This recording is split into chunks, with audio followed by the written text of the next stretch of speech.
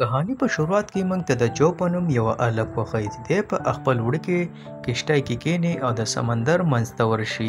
یعنې دی سمندر ته د دې دپاره راغلی چې زه د مچو شکار وکړم. دی چې لږ ټې مخې ته ورشي دته یو کوره غونته ښکاره شي، یعنې هر طرف ته تیاره وي او پرخه لوګی وي. د ده لانچ د یو سیل بوټ سره ټکراو شي.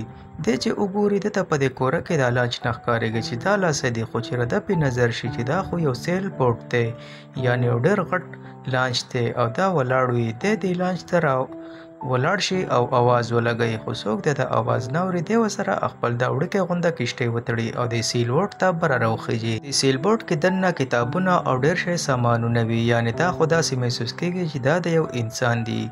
جو چې کوم وي دی ریډیو چالو کوي او د نورو لانچونو سره کانټیکټ کولو کوشش کوي، خو دا ریډیو چې کوم وي دا کار نه کوي. دی د دغې سیل بوټ نه بهر راوځي. دی چې کله وګوري دا د وړوکی لانچ چې کوم وي هغه نه وي، یعنې هغه د بوټ نه کولاو شوی دی. دی ډېر زیات پریشانه شي چې اخو ما په دې لانچ پسې تړلی خو چې زما هغه وړوکی بوټ څه شو. په دې کې د دوربین راوالي دته د لرې لرې پورې د ده چې کوم لانچ وي هغه نه ښکاري. ډېر لرې پورې نظر دوړاو کوي خو دته د لانچ نه ښکاري. بل طرف ته دته د لانچ نه اواز راځي. دی یو ځل د لانچ ته کوز شوی، په دې کې څه نه و، خو خیر دی د لانچ ته دوباره ښکته ورکوشي. هغه اصل کې د جاز چې کوم وي د ړقېږي، نو د باتروم دروازه چې وي هغه کولاویږي، بندېږي. د هغې د وجې په ده باندې اواز لګي.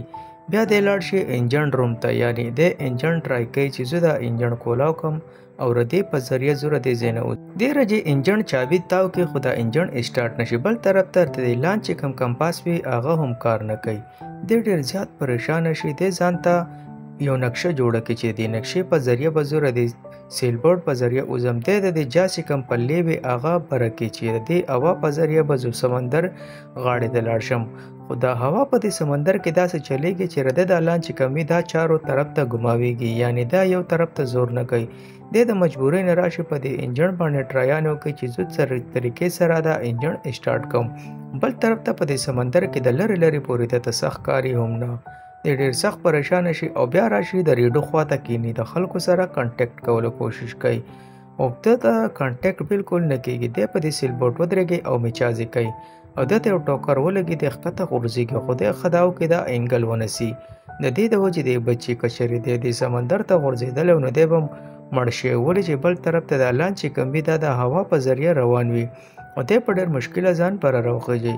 دی راشي باتروم ته، په باتروم کې ځان تشوي چې یعنې میچازې وکړم، خو ده پسې د باتروم چې کومه دروازه وي هغه لاک شي. دی ډېر کوشش وکړي خو د باتروم د دروازه نه کولاویږي. دی په بیچ سمندر کې په یو باتروم کې پساو شو دی. دی ډېر زیات پریشانه وي. بل طرف ته ده باندې بهر نه اواز ولګي. اصل کې دا اواز چې کوم وي دا د ریډیو وي، یعنې ده سره چا کانټیکټ وکړو خو د ده مجبوري دا وي چې دی د ټوایلټ نه بهر نشي وتی. ډېر زیات پریشانه شي چې آخر په دې سمندر کې به زه د ټوایلټ نه څنګه بهر وځم. ویډیو کې مخکې تلو نه دا چینل سبسکرایب کړئ، دا بیل آیکان آن کړئ. په ده باندې یو دم اواز ولګي. دی چې د باتروم د کړکۍ نه بره وګوري دی یو جاز را روان وي. دی وایي چې راشه دا جاز به زما مدد وکړي. دی خپل شرټ وباسي او دغې جاز ته شرټ لقوي چې څوک به زما اواز واوري، خو رده اواز څوک هم نه اوري او نه دا شرټ یې او دی ډېر زیات پریشانه شي او په ډپریشن کې لاړ شي چې آخر زه به د دې باتروم نه په څه طریقه وځم، ولې چې مخامخ جاز را روان دی. د هغې ځان له خطر ده چې هغه د دې سیل بوټ سره هم ټکراویدی شي. دی یو رسۍ ښکته غوځار کړي چې د لانچ څه طریقې سره ودرېږي. دا رسۍ به د سیل بوټ د پنکې سره ولګي او د پنکه چې رکاو شي نو دا سیل بوټ به رکاو شي. دا رسۍ خو پنکې ته اړمه شي، خو بل طرف ته دا رسۍ چې وي دا رده مرۍ ته هم اړمه شي، یعنې رده دپاره هم ډېره زیاته خطره شي. دی پکې پانسي کېدی شو. دی به څه ډېره مشکله دا رسۍ د ځان نه وباسي او د ده په مرۍ ښه کاپي نشان هم دې رسۍ جوړ کړی. ساه بندېدو کارن د وجې دی بېهوشه شوی، خو چې دی کله لږ ساعت بعد په هوش کې راشي، دی چې کله دا نظاره وګوري چې هغه غټ لانچ یو هغسې شو. دی آس پاس وګوري خو هغه لانچ د دې ځای نه تېر شوی وي. بل طرف ته د ده دا چې کوم کشتۍ وي دا د غټه کشتۍ سره ټکراو شوی، نو د دې د وجې د کشتۍ ته دننه اوبه هم را روانې. دا لږ وایي نن مرمه او که نه خو په دې لانچ کې په باتروم کې مرم او داسې مرګ مې نه دی په کار. دی ډېر زیات پریشانه شي، په دې کې شپه شي او دا سیل بوټ چې کوم وي دا د ځان نه روان وي. داسې روان وي چې خلک ورته هم اریان وي چې دی په خپله سفر کوي. کله یو طرف ته او کله بل طرف ته. هغې مین ریزن دا وي دغه پردې راکته کړ وي نو د هغې په ذریعه دا سیل بوټ روانېدی یو ډنډروالی چې د سیل بوټ ته رسۍ زه وشلوم او چې دا پردې ښکته غوځار شي نو دا لانچ په ودرېږي. دی خو دا رسۍ وشلی خو دا لانچ ونه درېږي دا بیا هم روان وي. دی په دې باندې ډېر زیات کوشش وکړي چې دا رسۍ زه د طریقې سره ډاون کړمه. بل طرف ته د دې لانچ ته اوبه هم را روانېدی دغه اوبه وڅکېدی چې دا اوبه چیک کړي دا اوبه خوږې. ده ته پته ولګي چې د سمندر اوبه خو تروې وي. دی اواز وکړي چې ما ته پته راته بهر چې څوک یې که ته هر څوک یې خو زه ستا نه مدد نه غواړم او زه به ستا د مدد نه بغیر د دې سیل بوټ نه ځان به روباسمه. اصل کې جو ته دا محسوس کېږي چې د دې لانچ چې څوک مشر دی مالک دی د هغه دا مقصد دی چې زه غل یم او د دې د وجې هغه زه په باتروم کې پساو کړی یم او ما له سزا راکوي. بل طرف ته دی تږی شوی ده ته اوبه نه راځي.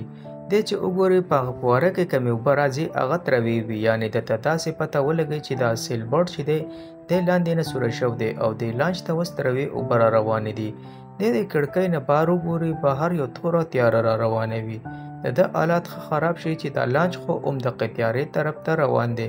دی په څه طریقې سره د سیل بوټ دا رسۍ چې کمې وي دا په بلیټ باندې کټ کولو کوشش کوي خو د ده پکې خپل لاسونه هم ډېر زیات زخمی شي او بل طرف ته د ده دا لانچ چې کم وي دا د قطور توپان طرف ته رواني او د دې چې کوم سلخانه کې بند وي اصلخانه د اوبو ډکه شي ولې چې دا د غټ لانچ سره ټکراو شي او سمندري اوبه د لانچ ته را رواني.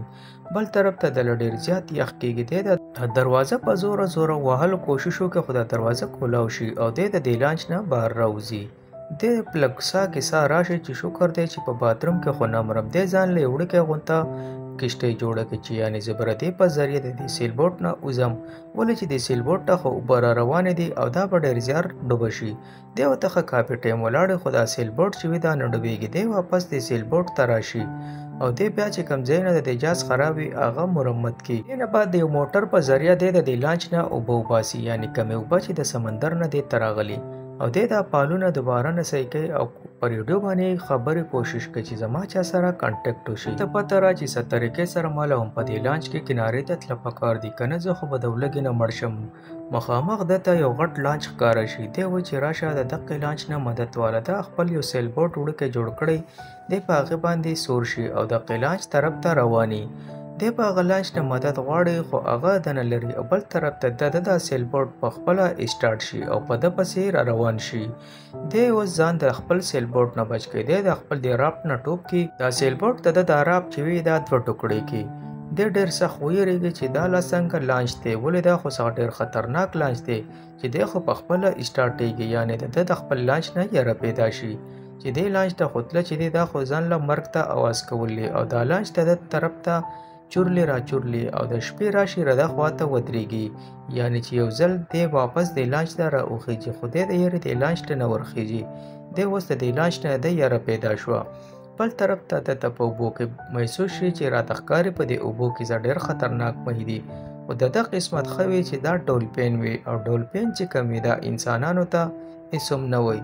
دې د وجې دی خوشحاله شي چې زه دا خو د دې نه خو زندګي بچ وه.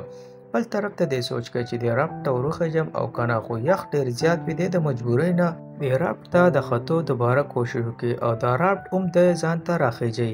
ده ته پته وي که ده په د یخ کې پاتې شم زه به مړ شم. دی په کیبین ته کتور شي او اوده شي. سهار چېرې د سترګې کولاو شي دا دروازې یو ځل بیا بندوي.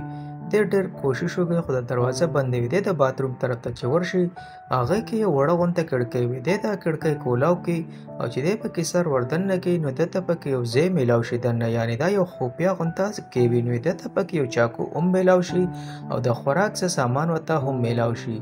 دی وایي چې راته ښکاري چې په دې لانچ کې څوک دي او دی یو کړکۍ وي هغه کولاوي خو کړکۍ نه کولاویږي کړکۍ په ده پسې بند شي او دی ډېرې زیاتې چغې ووایي چې ته څوک کوم یې ستا په غټه مهرباني ما د دې لانچ نه وباسه ولې چې زه غل نه یم ما څه د غلا کولو کوشش نه کړی. بل طرف ته دا لانچ چې وي دا پخپله ودرېږي. د دې ګیټونه میټونه هر سره کولاو شي او دی په یو آیلینډ باندې ولاړ وي. دی د دې رافټ نه بهر راوځي.